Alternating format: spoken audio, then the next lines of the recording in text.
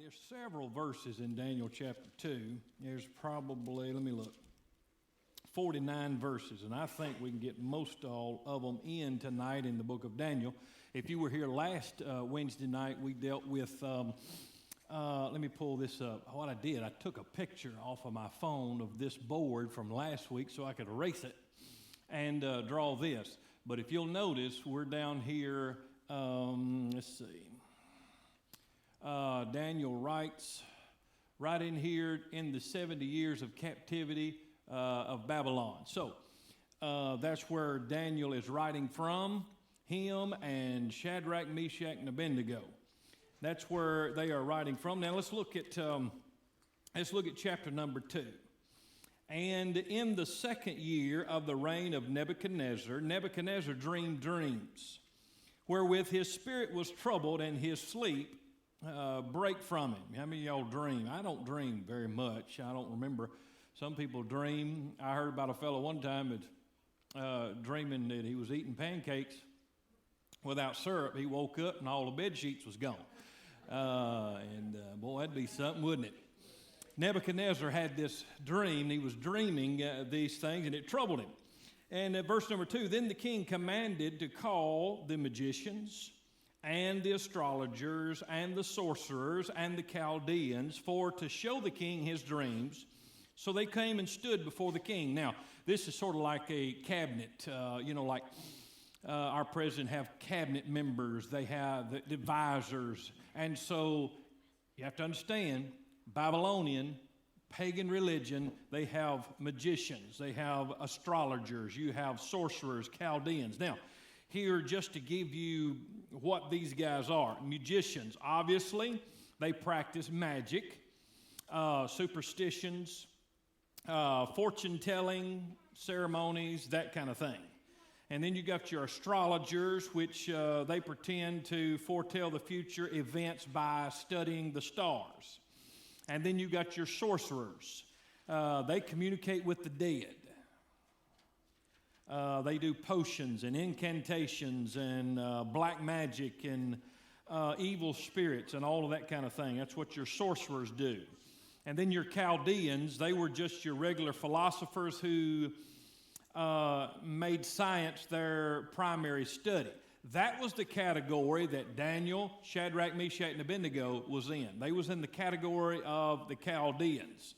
But if you remember Pharaoh, if y'all remember this, Moses went before Pharaoh, said, let my people go. Moses threw his rod down. It became a snake, a serpent, and all that kind of thing. Well, how many of y'all remember Exodus chapter, 2, 3, 4, somewhere along in there, Pharaoh calls his magicians, sorcerers, and all of those, and he throws, they throw their rods down, it becomes snakes. All that kind of thing. So it's not uncommon to see that. Now, look at verse 3. And the king said unto them, I have dreamed a dream, and my spirit was troubled to know the dream. Then spake the Chaldeans to the king in Syriac. Now, y'all remember last week I told you from chapter 2, verse 4, all the way to the end of chapter 7 is written in Syriac. The other part of Daniel is written in Hebrew. Syriac is a Chaldean. It's a Gentile language. Hebrew, a Jewish language, right?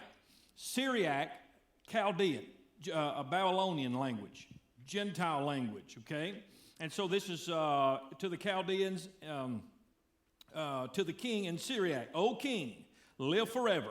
Tell thy servants the dream, and we will show the interpretation.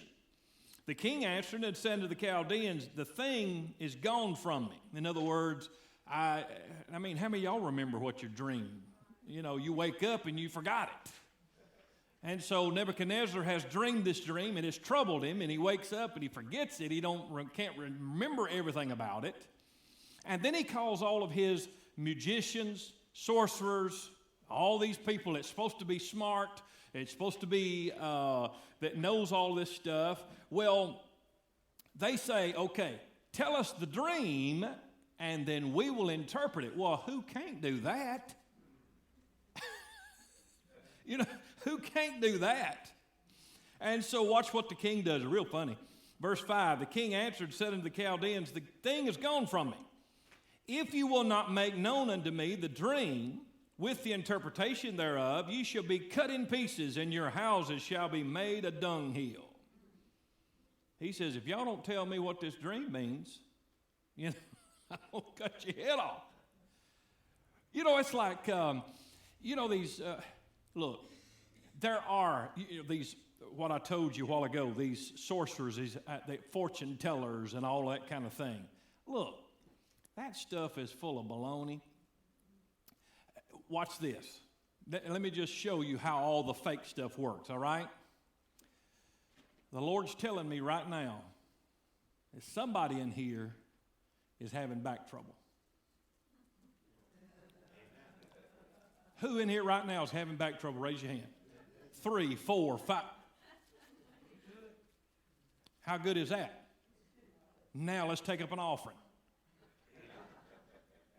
That's baloney. Even Nebuchadnezzar read into that. It's like, look, I tell you my dream. I'm not paying y'all for me to tell you. I'm paying y'all, you tell me. And if you don't tell me, I'm going to kill you. Boy, ain't that something. Look at verse 6. But if you show the dream and the interpretation thereof, you shall receive of me gifts, rewards, great honor. Therefore, show me the dream and the interpretation thereof. They answered again and said, let the king tell his servants the dream, and we will show you the interpretation of it. The king answered and said, I know of a certainty. I know for sure what y'all are trying to do. Y'all are trying to stall for time so y'all can get together and figure something out.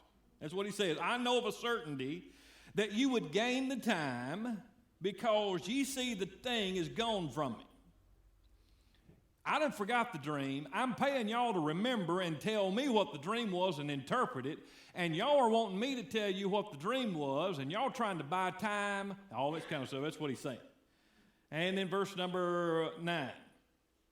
But if you will not make known unto me the dream, there is but one decree for you. For ye have prepared lying and corrupt words to speak from me, till the time be changed. Therefore, tell me the dream, and I shall know that ye can show me the interpretation thereof. In other words, he's saying, I'm fixing to find out if y'all are fake or real. And I'll be honest, over there in the New Testament, what is it, 1 Timothy chapter 4? Try the spirits to see if they be of God. Not everything you see on television is of God. Not everything just because some guy's up there in a suit and he's got a Bible under his arm and he's saying, thus saith the Lord, you better double check and make sure thus saith the Lord. Because there are some fakes out there. You know, and I just demonstrated how easy that is. I'm prophesying right now, there's going to be trouble in the high school this year. Well, that was hard, wasn't it? But you do something like that, and there's people in the congregation, oh my God, oh.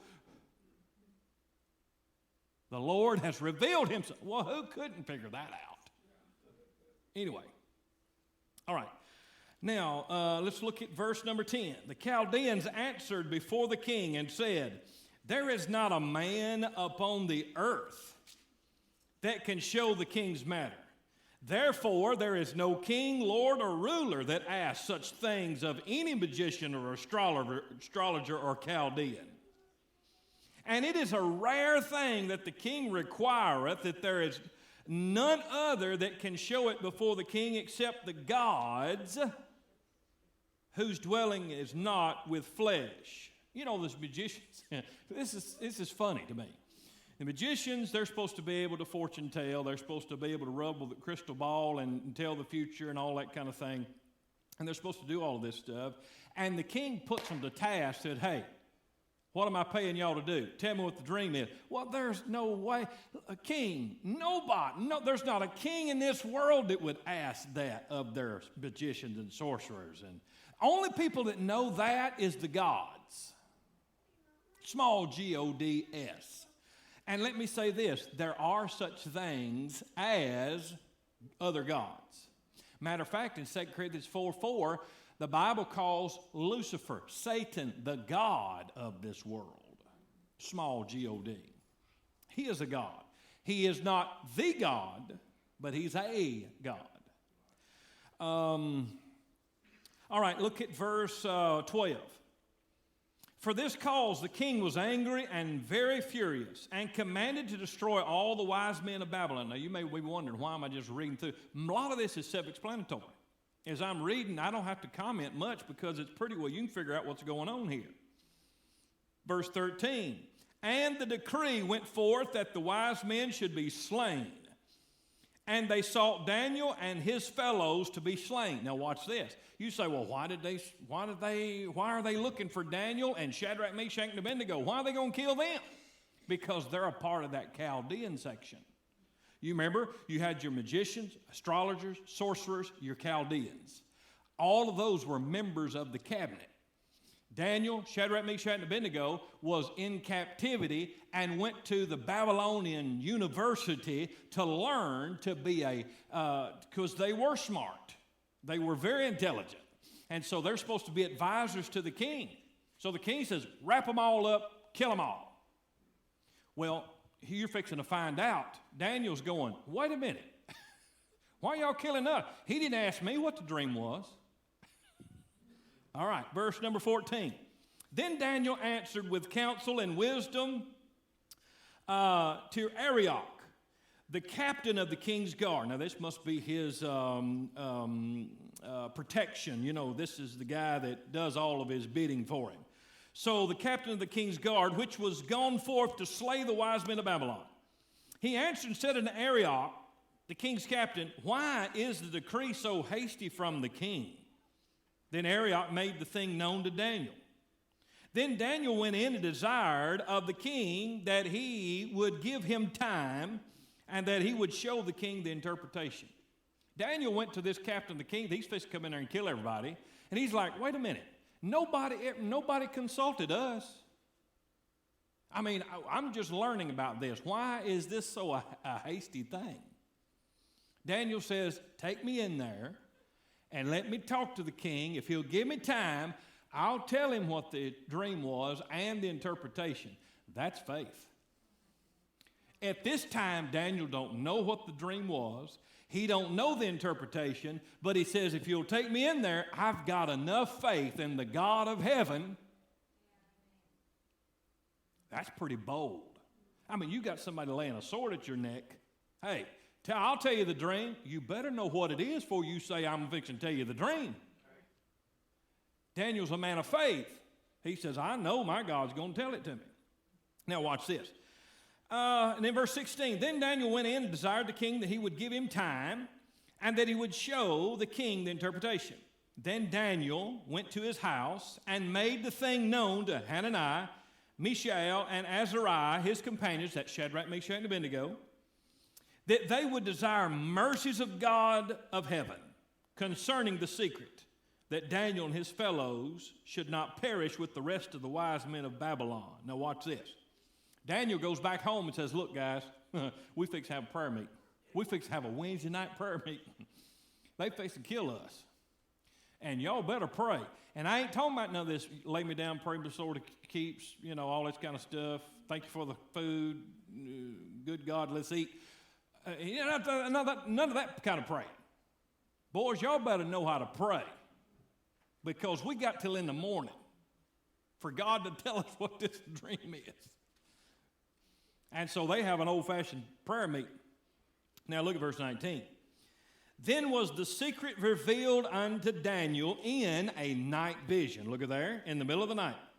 God revealed what the dream was. Then Daniel, hey, anytime God answers your prayer, don't forget to thank him. If God answers your prayer, don't forget. Then Daniel blessed the God of heaven. Daniel answered and said, blessed be the name of God forever and ever, for wisdom and might are his. Notice he's still praying, and he changes the times and seasons. He removeth kings, and he setteth up kings. He giveth wisdom unto the wise, and knowledge to them that know understanding. He revealeth the deep and secret things. He knoweth what is in the darkness, and the light dwelleth with him. I thank thee and praise thee, O thou God, my fathers, who hast given me wisdom and might, and hast made known unto me now what we desire of thee. For thou hast now made known unto us the king's matter. Therefore Daniel went in unto Arioch, whom the king had ordained to destroy the wise men of Babylon. He went and said thus unto him, Destroy not the wise men of Babylon. Bring me in before the king, and I will show unto the king the interpretation. So here we go. Daniel's being brought in, and the first thing Daniel says, don't kill all the rest of them guys. They're dumb. They don't know any better. You know, they're a bunch of fakes. But look, don't kill them. You know, I may can try to win them to the Lord a little later. So just don't kill them. Get me in before the king, and I'll tell him the interpretation. Now look at verse number 25. Then Arioch brought in Daniel before the king in haste, and said thus unto him, I have found a man of captives of Judah, that will make known unto the king the interpretation. The king answered and said unto Daniel, whose name was Belteshazzar. You remember he changed all them boys' names. And so Belteshazzar is the same person as Daniel. Art thou able to make known unto me the dream which I have seen, and the interpretation thereof? Daniel answered in the presence of the king, said, The secret which the king hath demanded cannot the wise men, the astrologers, magicians, the soothsayers show unto the king. But there is a God in heaven that revealeth secrets, and maketh known to the king Nebuchadnezzar what shall be in the, here watch this, we're getting down to where the meat is, what shall be, where? In the latter days. Remember I told you about Daniel and the book of Revelation tying up together? Thy dream and the visions of thy head upon thy bed are these. And so he's fixing to start telling him about this dream that he had. Look at verse, let's see, where did I get to? Verse 29. As for thee, O king, thy thoughts came into my mind on thy bed, what should come to pass hereafter. And he that revealeth secrets maketh known to thee what shall come to pass. But as for me, this secret is not revealed to me for any wisdom that I have, more than any living, but for their sakes, that should make known the interpretation to the king, and that thou mightest know the thoughts of thy heart. Daniel don't take any credit. He don't take any credit for this. He don't boast and say, hey, I had all this thing figured out on my own. He's like, there's only one person that can tell you, and that's God Almighty. If y'all remember, we won't take time to go there, but over there in Genesis 40, about 41, about verse 16, if you're watching on the internet, Genesis 41, about verse 16, Joseph, y'all remember Joseph, the coat of many colors, he was able to interpret dreams and all of that kind of thing. Pharaoh had a dream, and Joseph said, God is the interpreter of dreams, not me. And everything points to, if you'll notice, I'll say this in passing and we'll move on. But if you'll notice, you can tell when a person is wanting the focus on them or if they're pointing the focus toward God. Anytime somebody gets up, speaks, preaches, sings, whatever, does whatever, you can tell if somebody's wanting, you know, hey, y'all look at me, you know, or hey, y'all look what God can do. There's a difference. And so you can tell these sorcerers over here, they're saying, hey, this is what we can do, and found out they couldn't. And Daniel says, here's the interpretation, but I didn't get that on my own. That come from God. There's a big difference. Now, look at verse number 31. Thou, O king, sawest, here's the dream, And behold, a great image. This great image, whose brightness was excellence, stood before thee, and the form thereof was terrible. Now, you say, what in the world? That's an old Elizabethan term. We use the word terrible for one reason, but here is frightful. This thing was huge. It was fearful. It was frightful, and the Bible calls it was thereof was terrible. This image's head was of fine gold, his breast and his arms of silver, his belly and his thighs of brass, his legs of iron, his feet part of iron and part clay. Thou sawest till the stone was cut out without hands, which smote the image upon his feet that were of iron and clay, and brake them into pieces. Then was the iron, the clay, the brass, the silver, the gold broken into pieces together, and became like the chaff of the summer threshing floors. And the wind carried them away, so that no place was found for them. And the stone that smote the image became a great mountain and filled the whole earth. Now, I don't know if you know where we're going or not, but the image that they saw, Nebuchadnezzar saw, God gave Daniel the interpretation. The head was of gold. Here's a couple of things I want to point out to you while we're looking at that. The head was of gold. As you come down the body of this image, notice the material gets weaker and weaker and weaker. You start with gold, then you go to silver, then you go to bronze, then you go to iron, and then when you get to the toes, it's iron mixed with clay. The head of gold is Babylon. The head of the torso of silver is the Medes and the Persian Empire when they took over. And then under Alexander the Great, the Greeks took over. And then after that, the Roman Empire took over. The Roman Empire split. You have a Western division and an Eastern division. You have Greek Orthodox. You have the Roman Empire. That's why you have the two legs. If you'll notice up here where the silver is, there's two arms. Well, that's the Medes and the Persians. They ruled together, same time. So that's why you got two arms. Why? Medes and the Persians, there are two of them. Roman Empire, there's two legs. It's split, Eastern and Western. And then the iron, the 10 toes of iron and mixed with clay, we'll talk about that in just a second. Now here, let me point something out. How do y'all like my image? Now I know it runs a close second to what is up there on the screen. I know. But now what this does, when God gives Nebuchadnezzar this vision, here's where the prophecy comes in. All of that stuff we just read, most of it's self-explanatory, about the dream, who can interpret, who can't, all that kind of stuff. Daniel comes in, tells them, hey, here's the dream right here. And it starts in 606 BC, before Christ. 606 years before Christ. That means 606 years before Christ, Babylon took over and became the world power. They brought the Jews into captivity. Remember? We talked about that last week. Well, soon after that, Nebuchadnezzar was the king under him. It wasn't long after that, the Medes and the Persians, they whooped the Babylonians, and they became the world power in 538 BC. Now, I know I'm giving you some boring history, but hang on, it's important.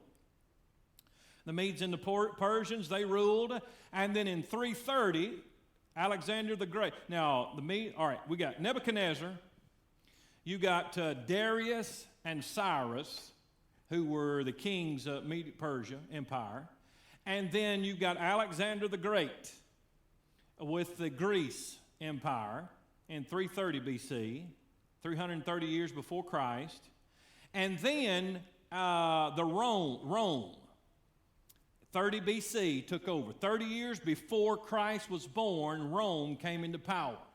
Do y'all remember Jesus hanging on the cross? We have no king. The Jews said, we have no king but Caesar. Who was Caesar? Roman Emperor. Rome was in power when Jesus came. Guess who crucified? I know the Jews crucified the Lord. They wanted to crucify, but they had to get permission from Rome to do so. That's why they had those 5 mock trials. The Sanhedrin had to go before Pilate. Pilate, the Roman governor, under Caesar. Before Pilate had to give the decree to execute the Lord. Rome was in power. And of course, the 2 legs, Rome split. Now, here's something going to be interesting. Obviously, Rome fell, 70 A.D.? And when I say 70 A.D., that means after the birth. 70 years after the birth, Rome fell. So that leaves time for the church, okay? Then when the church leaves at the rapture, the tribulation sets in. And Rome, the Roman Empire, is coming back into play. I'll show you. These 10 toes, y'all see them? Don't they look like toes? 10. In the tribulation, toward the end of the tribulation, 10 confederated nations join together and revive the Roman Empire and overtake the world again. That's what's going to happen. The Antichrist. The Antichrist comes from those 10 toes. And then what's going to happen? What he just say in Daniel's dream, Nebuchadnezzar's dream, there was a stone come out of nowhere, not made with hands, and busted this image into pieces. Stay in your seat, don't get excited. A stone come out of the heavens. Second coming of Christ. Revelation 19. A stone comes down, second coming. And he's going to bust this image. And this image will be destroyed. And guess who? Nebuchadnezzar was king. Darius and Cyrus was king. Alexander the Great. Caesar. Who's going to be king now? And of his kingdom there shall be no end. And that's why in Revelation 19 they say he'll be King of kings and Lord of lords. King of kings and Lord of lords. And that's what he's talking about. Now, about that dream, let's look at... think about this. Think for a second. Daniel's already got a knife up to his throat. And if you don't tell me what this dream is, you're toast, buddy. Can you imagine Daniel having the guts to go in and tell Nebuchadnezzar, there's somebody coming that's fixing to whoop you. And they're going to dethrone you, and your kingdom is going to be... That's pretty brave. And not only them, but then Alexander the Great comes along, takes over, and whoops them. And then Rome comes along in 30 BC, whoops them, and takes over. Now, let's look at verse 36. Let's get on down here. Verse 36. This is the dream, and we will tell the interpretation thereof before the king. Verse 37. Thou, O king, art a king of kings. A king of, not the king of kings, but a king of kings. For the God of heaven hath given thee a kingdom, power and strength and glory. And whithersoever the children of men dwell, the beast of the field and the fowls of the heaven hath he given into thy hand, and hath made thee ruler over them all. Thou art this head of gold. Who's the head of gold? Nebuchadnezzar. He's the head of gold. Nebuchadnezzar is the head of gold. That's what the interpretation. And then verse 39. And after thee shall arise another kingdom inferior to thee, and another third kingdom of brass, which shall bear rule over the earth. And the fourth kingdom shall be strong as iron. You see that? Strong as iron. For as much as iron breaketh in pieces and subdueth all things, and as iron that breaketh the pieces, and it breaketh in pieces and bruise. And whereas thou sawest the feet and toes, part of potter's clay and part of iron, the kingdom shall be divided. Now if you say, what in the world? Now y'all, listen, I'm telling you, this is coming to a city near you. These toes, iron. Roman iron mixed with clay. I'm telling you, mark it down. I hope it ain't this go around. But by the time you get in the middle of the tribulation period, this country, America that we were standing and sitting in right now, will become totally socialistic and communist. It's headed that direction already. And if you can't see that, your head's in the sand and you need to quit watching soap operas and get a Bible and start reading. If you can't figure that out.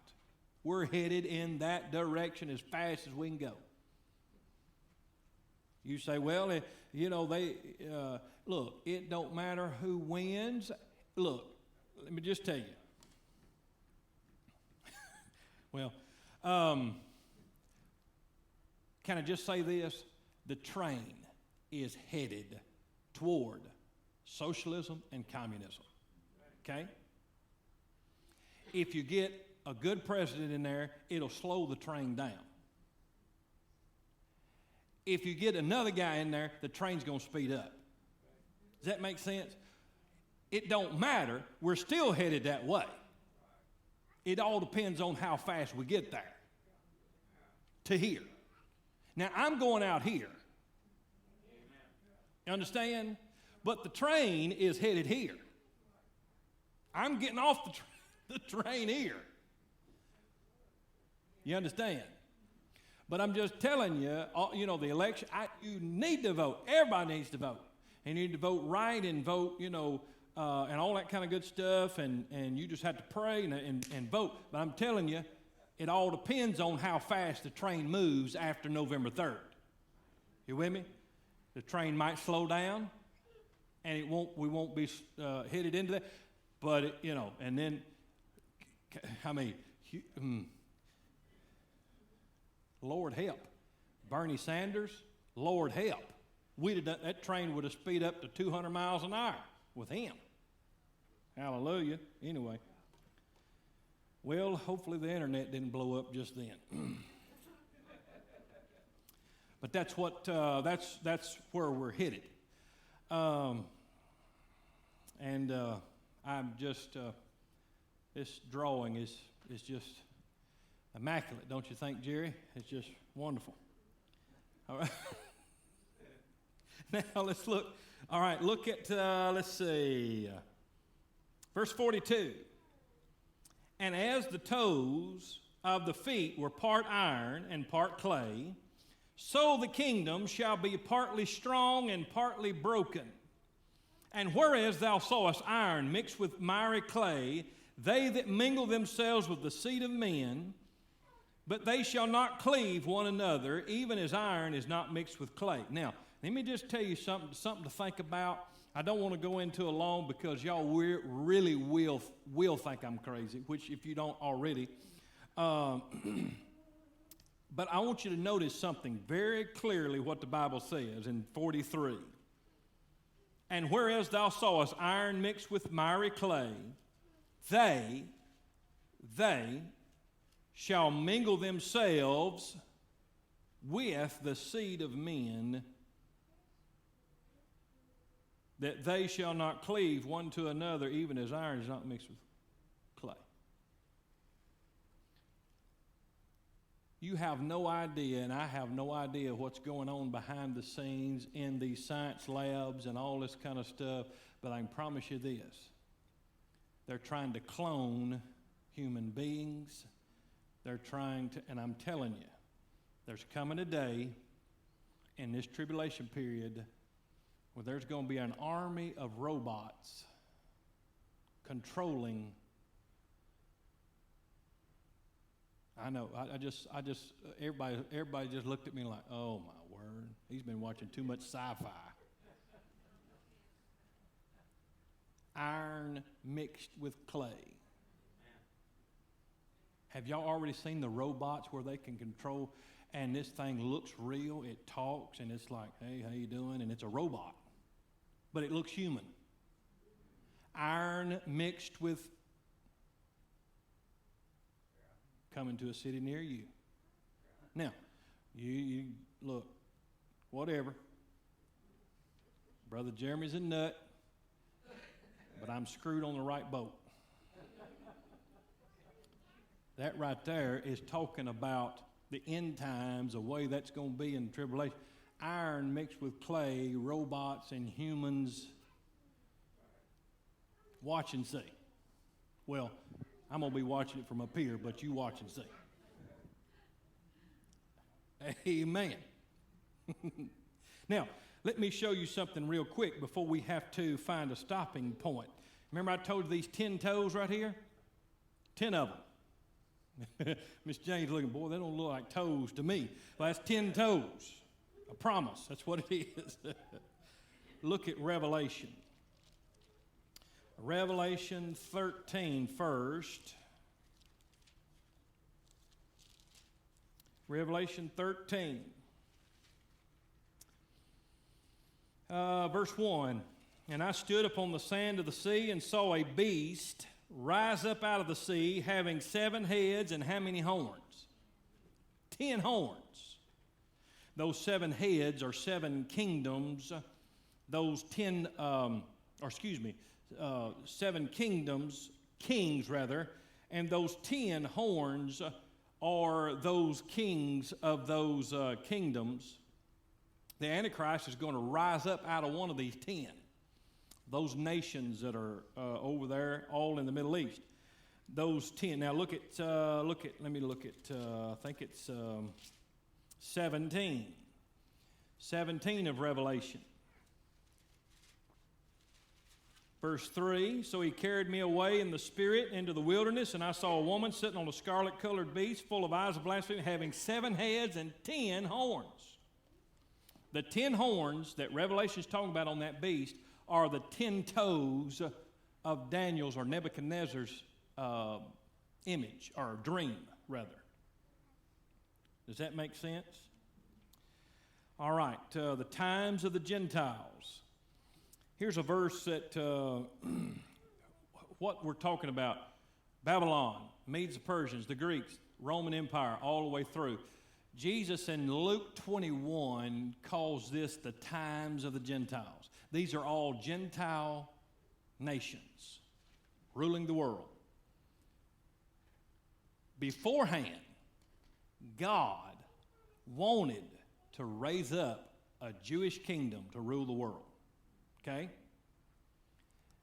They disobeyed, they did everything they could except follow God. And so God brought them into captivity. Why? To teach them a lesson. The Jewish people, the nation of Israel, even today, right today, they don't even have control of their own land. They're still under authority. But when that stone comes out of the mountain and breaks this image in pieces, Jesus will be King of Kings, and here will be a Jewish, just like he promised them way back here. You understand? Now Jesus, King of Kings, 1,000-year millennial reign of Christ. That's what we're talking about. Amen? I'm trying to see here, verse 44. We're almost finished. In the days of these kings shall the God of heaven set up a kingdom. Just told you. Shall set up a kingdom which shall never be destroyed. The kingdom shall not be left to other people, but it shall break in pieces, consume all these kingdoms, and it shall stand forever. Just talking about right here, this kingdom. For as much as thou sawest, verse 45, that the stone was cut out of the mountain without hands, and that it brake in pieces the iron, the brass, the clay, the silver, the gold, the great God hath made known to the king what shall come to pass hereafter, and the dream is certain, and the interpretation thereof sure. Daniel says, that's it. There's your dream. And he dreamed of this image right here. And he walked into the king of the head of gold, Babylon, and says, there's coming a day when you're going to be brought down. That's pretty brave. Pretty brave. But hey, king, you asked for it. You asked for the interpretation. Here it is. You know? And of course, we'll read the rest of that probably next time, because all 46, 47, 48, and 49, after that, well, look, watch what happens in 46. Then King Nebuchadnezzar fell on his face and worshiped Daniel, and commanded that they should offer an oblation and sweet odors unto him. In other words, offer a sacrifice unto Daniel. The king answered unto Daniel and said, of a truth, it is that your God is the God of gods, and the Lord of kings, and a revealer of secrets, seeing thou couldst reveal this secret. Then the king made Daniel a great man, and gave him many gifts, made him ruler over the whole province of Babylon, and chief of the governors over all the wise men of Babylon. Then Daniel requested of the king that he set Shadrach, Meshach, and Abednego over the affairs of the province of Babylon, but Daniel sat in the gate of the king. Hey, Daniel is in high cotton right now. Listen, the story, watch this. Remember, I referred to this last week. Joseph was sold by his brothers, hated by his brothers, sold into the Midianites, into the pit. Then he was sold into Potiphar's house. He became Potiphar over Potiphar's house. Potiphar's wife falsely accused him, the wicked witch of the west, and all that kind of thing. Got thrown in prison for something he didn't do, and then he found favor. God had his hand on Joseph, and then Joseph interpreted a dream of Pharaoh, and Joseph was wound up in second in command. Does that sound familiar? When you're living for God, when you're doing right, even in a evil society, God will have his hand on you and watch over you and put you over things that you thought you'd never be over. And Daniel now, he's got some clout now. So even though God's trying to teach the nation as a whole a lesson by putting them under Babylonian captivity, the ones that are in the nation of Israel that's trying to serve God and want to serve God, he rises them above. Y'all see that? And puts them in positions of protection. Amen. Anyway, here's another chart. This is a Larkin. If anybody ever reads after Clarence Larkin, this is a Larkin chart. The times of the Gentiles. And the head of gold, Babylon, 606 BC. Silver, 2 arms, Medes and the Persians. Alexander the Great. And then, of course, Rome was, split, 2 legs, western, eastern, so on and so forth. And all that kind of thing. Anyway, question, comment.